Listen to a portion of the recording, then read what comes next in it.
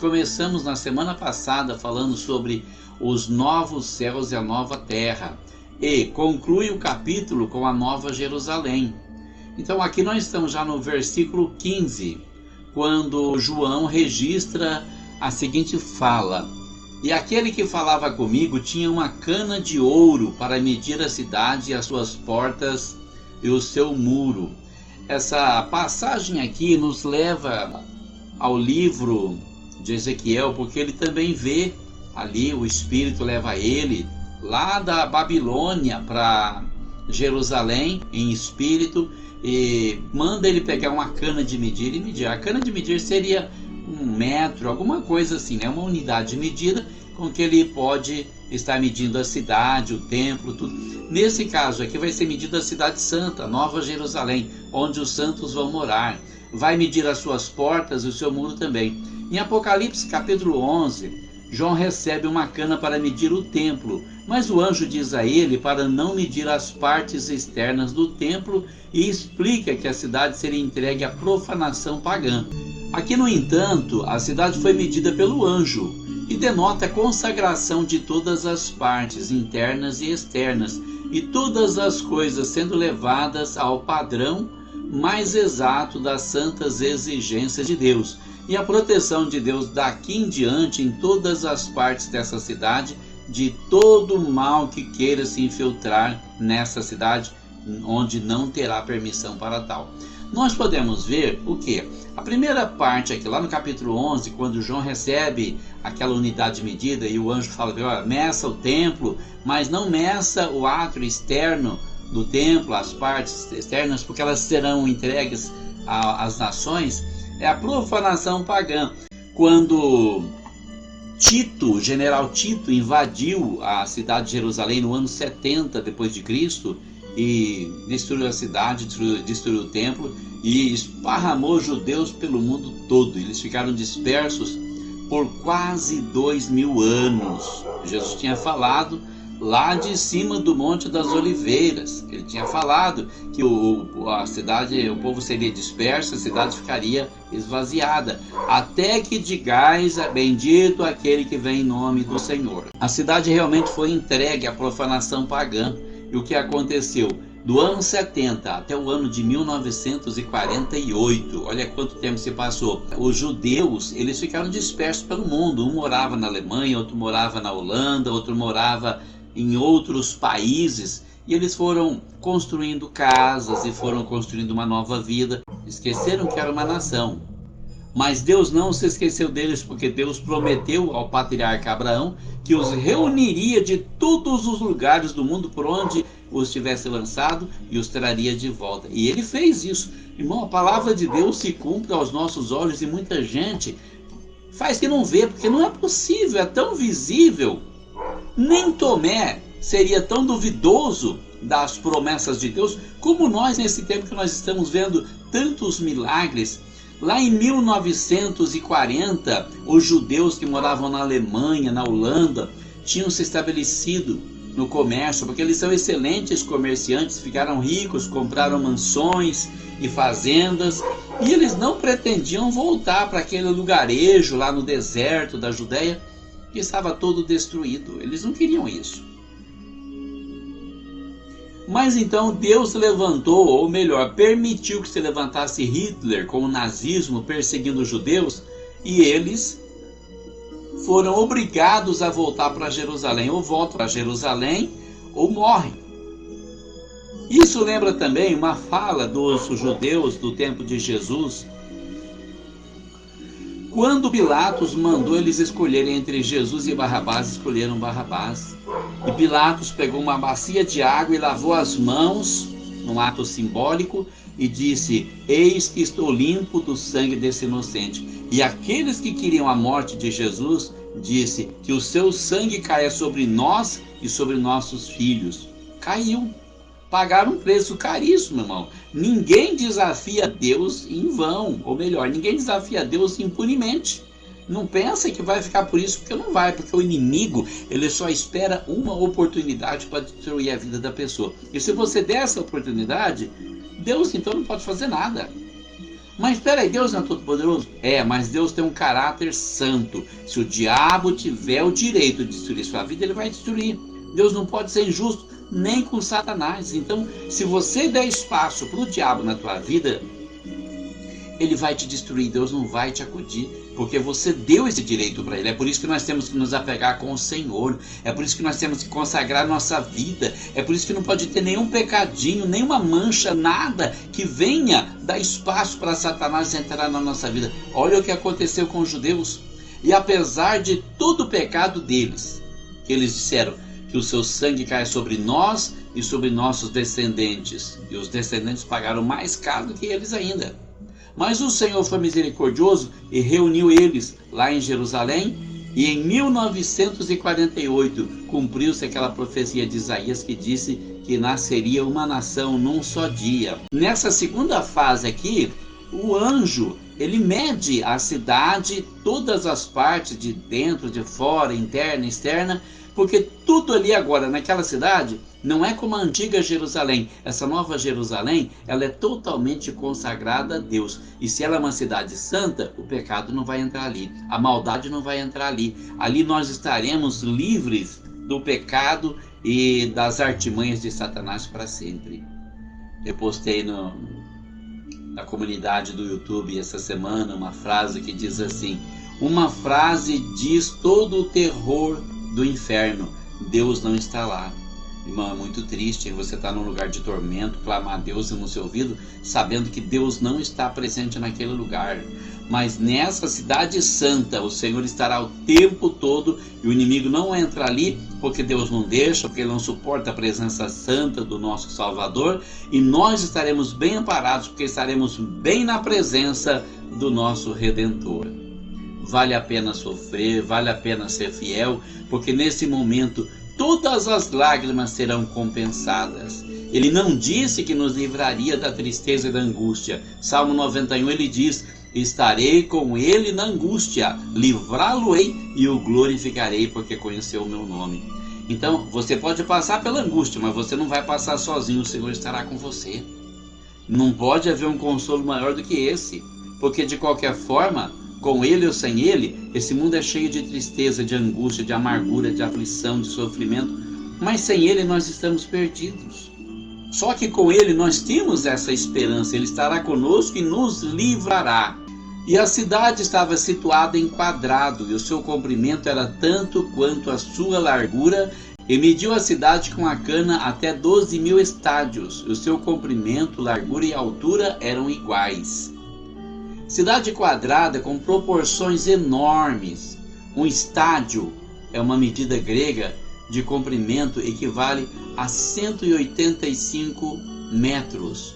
Então a medida da cidade, que fala ali em 12.000 estádios, é de 2.220 quilômetros, tanto o seu comprimento, quanto a sua largura, quanto a sua altura. Olha como é impressionante a simetria de Deus, que mostra o seu zelo e a sua perfeição na sua obra de criação, de restauração e também de salvação. Olha o tamanho dessa cidade, 2.220 quilômetros, que é a medida aproximada que nós podemos compreender aqui com 12.000 estádios. E mediu o seu muro de 144 côvados, conforme a medida de homem, que é a de um anjo. Essa medida corresponde a 65 metros, mas o número 144 deixa o muro bem abaixo da altura da cidade. Então, nós podemos entender que o muro também é simbólico e representa a sede do governo do universo. Olha onde nós vamos morar, irmão. Quantas vezes ansiamos para morar numa casa boa, num lugar bonito, sossegado, pacífico, e muitas vezes nós vivemos um verdadeiro inferno ao nosso redor, com certos vizinhos barulhentos, com pessoas endemoniadas, mas ali nós vamos morar na sede do governo do universo, do Criador do universo. Não pode haver privilégio maior, privilégio melhor do que esse, o grande presente que nós temos. O que dá para entender é que seremos da mesma estatura de um anjo, e não que nós seremos anjo. Muitas pessoas falam: morreu, virou anjo. Não tem nada disso, irmão. O anjo é uma outra espécie de criatura, diferente do humano. Nós nunca seremos anjos e os anjos nunca serão humanos. Então é onde que precisa haver entendimento, porque tem uma seita aí que diz que os anjos tomaram mulheres e geraram filhos delas. E isso é impossível. Isso é impossível, irmão. Porque o anjo sempre vai ser anjo. E um homem sempre vai ser homem. Ah, mas lá no passado a Bíblia falava de anjos que apareciam em forma humana, apareciam com a aparência humana. Não dizia que eles eram humanos, não haviam sido transformados em humanos. Hollywood tem produzido alguns filmes que falam de anjos que descem à terra, como o anjo Gabriel, que se torna um homem, e aí ele quer se casar com mulheres, quer viver outra vida. Tem aquele filme da Cidade dos Anjos, com Nicolas Cage, que mostra o anjo cai, e aí ele se transforma num ser humano, e casa, e se apaixona. Irmão, isso tudo é babaquice, nada a ver com a Bíblia Sagrada. O anjo sempre será anjo, o homem sempre será homem. Então o homem pode ter a mesma estatura de um anjo lá na glória, mas ele não será anjo, ele será sempre um ser humano. E se nós formos analisar, o que é que a pessoa pensa quando ela fala que quer ser um anjo? Porque o anjo é superior a nós, o anjo é superior ao ser humano, em inteligência, em força, em poder, mas isso é por enquanto, porque na glória, quando nós formos glorificados, nós seremos mais do que os anjos. Muito mais, o privilégio é muito grande. Paulo disse: as coisas que o olho não viu, que o ouvido não ouviu e que não subiram à imaginação do homem, são as que Deus preparou para aqueles que o amam. Então você pode imaginar o que nos espera quando formos glorificados. E a construção do seu muro era de jaspe, e a cidade de ouro puro, semelhante a vidro puro. O jaspe, já estudado anteriormente, vimos lá atrás em outros capítulos, é uma pedra preciosa de muito valor. A cidade, sendo de ouro puro, ela demonstra o intenso valor que é investido nos salvos, representando o quão valiosos somos para Deus, que não poupou o seu único filho para nos resgatar. Então tenta imaginar a dimensão desse amor.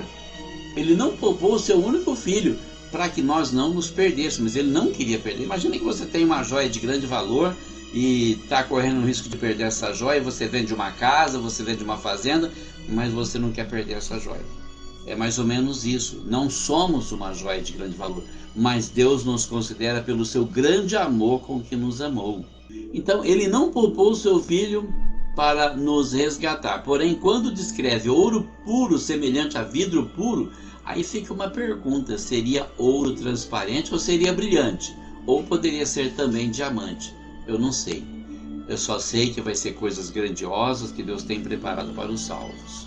E lá na Nova Jerusalém, nós poderemos ver com os nossos próprios olhos, se nós permanecermos fiéis até o fim.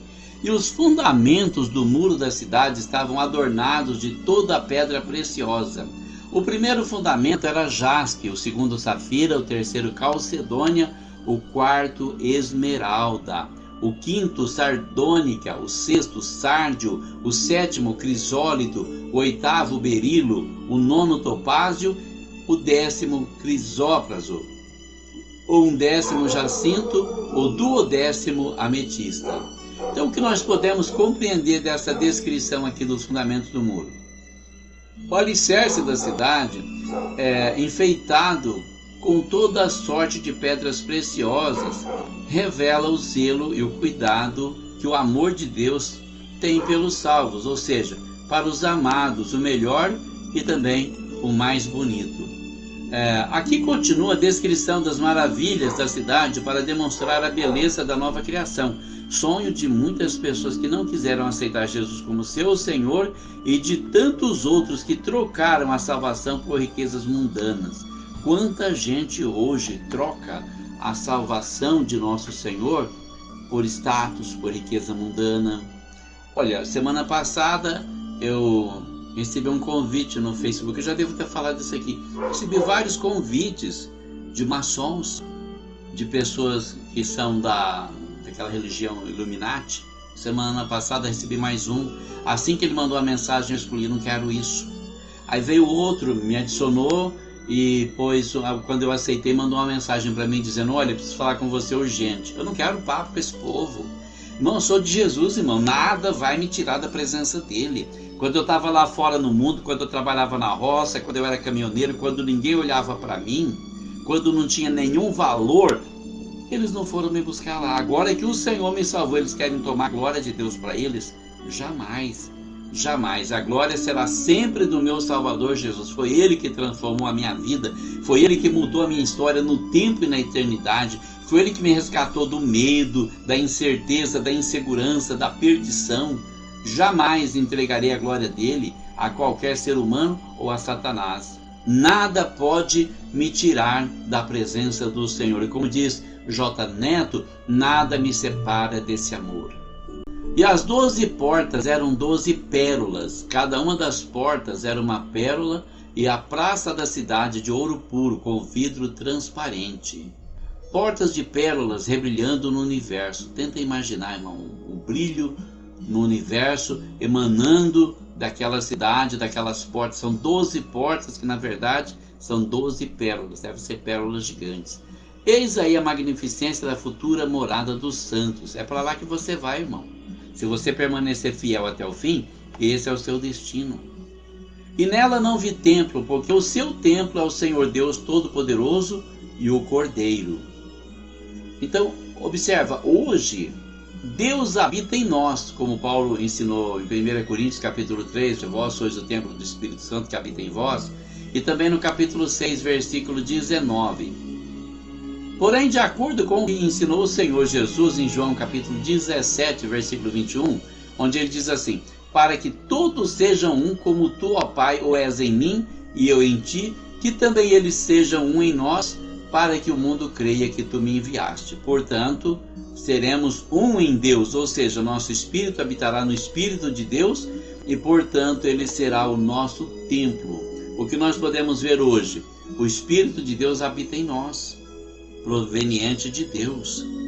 Por isso nós temos que viver uma vida santa, porque o Senhor é santo. Se Ele habita em nós, nosso corpo, nossa mente, nosso coração precisa ser santo. Precisamos nos santificar para ser a morada de Deus em Espírito. Mas um dia nós moraremos no Espírito de Deus. Olha aí como que as coisas mudam, como que inverte. Nós seremos recebidos por Deus. Que maravilha!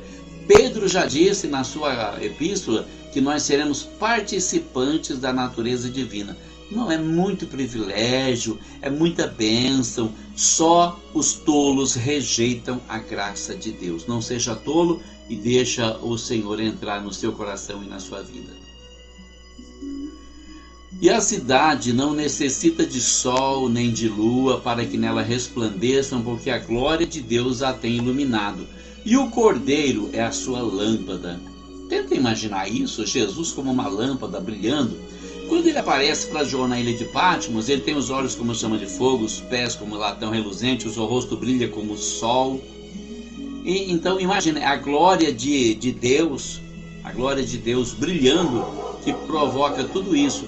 Agora aqui diz que o Cordeiro de Deus é a lâmpada da cidade, ou seja, a glória do Cordeiro de Deus será a luz que vai nos iluminar. Como já profetizava Isaías no capítulo 60, versículo 19 e 20, quando fala daquela cidade, a luz direta de Deus e do Cordeiro será suficiente para os salvos, pois eles mesmos terão a luz de Deus em si mesmos. Alguns não conseguem nem imaginar tanta glória. E as nações andarão à sua luz, e os reis da terra trarão para ela sua glória e honra. Nós começamos a compreender o que vai acontecer no início do capítulo 21, que a nova Jerusalém desce de Deus. Vai ser aqui na terra. Para quem não sabe, vai ser aqui na terra. Lá fala que Deus vai criar novos céus e nova terra. E também fala que a nova Jerusalém desce de Deus, desce do céu para a terra, porque Deus vai morar aqui com a gente. É aqui o nosso destino.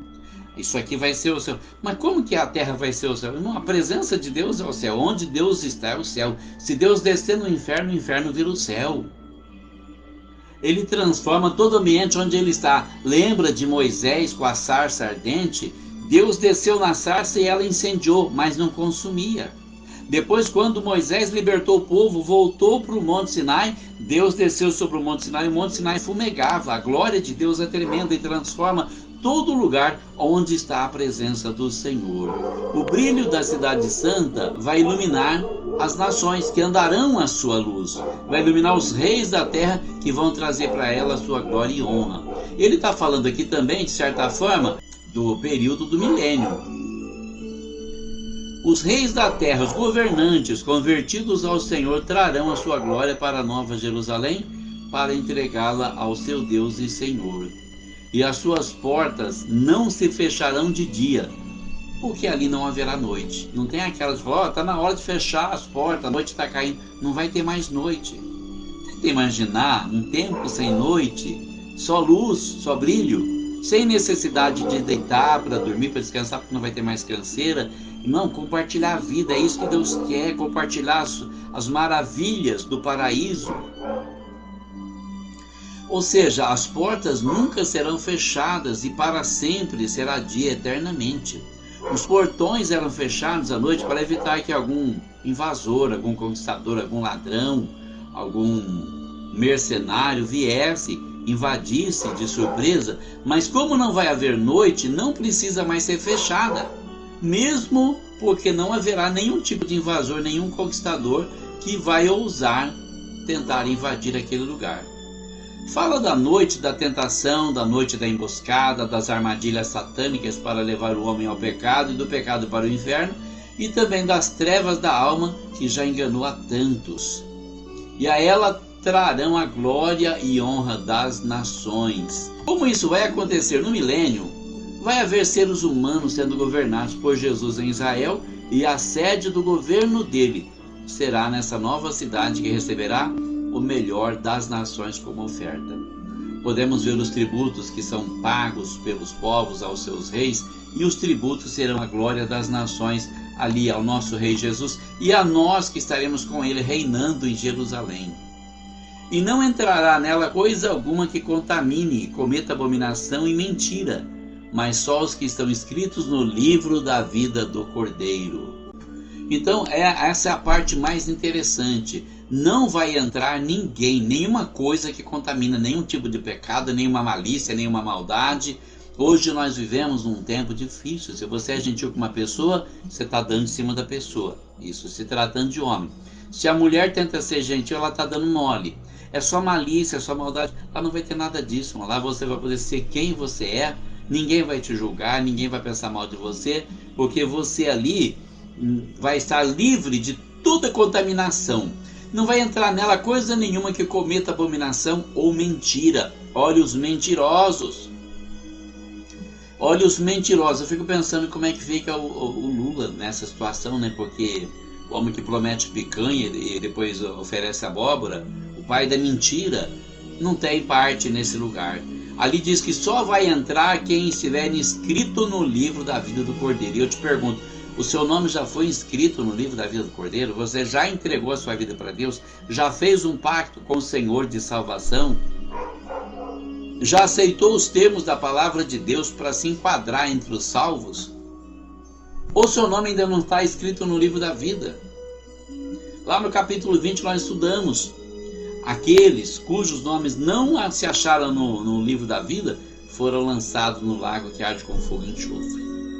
E, além do livro da vida, tem o livro das obras. Se o seu nome não está no livro da vida, certamente ele estará no livro das obras.